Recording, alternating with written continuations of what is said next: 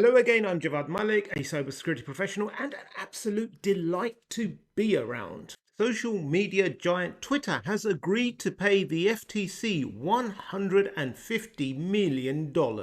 Why, I hear you ask? Well, for security purposes, you can enable two-factor or multi-factor authentication to log on to websites. Okay, let's rewind and just break down what two-factor or multi-factor authentication is. In order to identify yourself to a website, there are one of three ways you can do that. It could be something you know, like a password or a passphrase. It's something you know, it's in your mind, it's a PIN.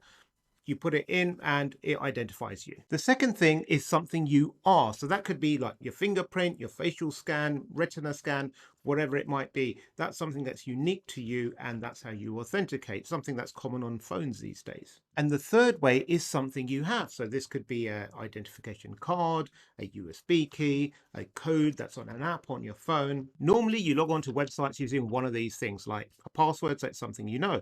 But when you add in something else to the mix, that becomes multi or two-factor authentication because you're using two of your available factors.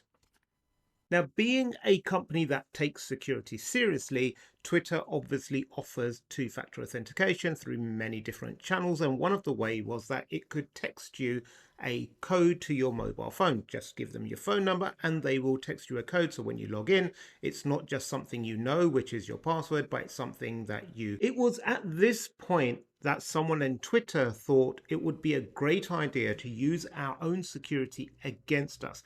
Take those phone numbers and email addresses that we provided for the purposes of security and use them for targeted advertising. And they done all this without letting the 140 odd million users let them know that that's what they're using the data for. Now, I'm sure Twitter tried to defend itself in the same manner that a 5-year-old caught with a pair of clippers in their hand and their sibling missing their eyebrows would say, "I've done nothing." But the FTC didn't bite and sent them to the naughty corner and docked them 150 million in pocket money. I guess if social media companies have nothing, they have the audacity to monetize your data at an alarming rate. Stay secure, my friends. 7, 6, 5, 4, 3, 2, 1. You'll never have the sacred stone. Oh, this you crazy mother.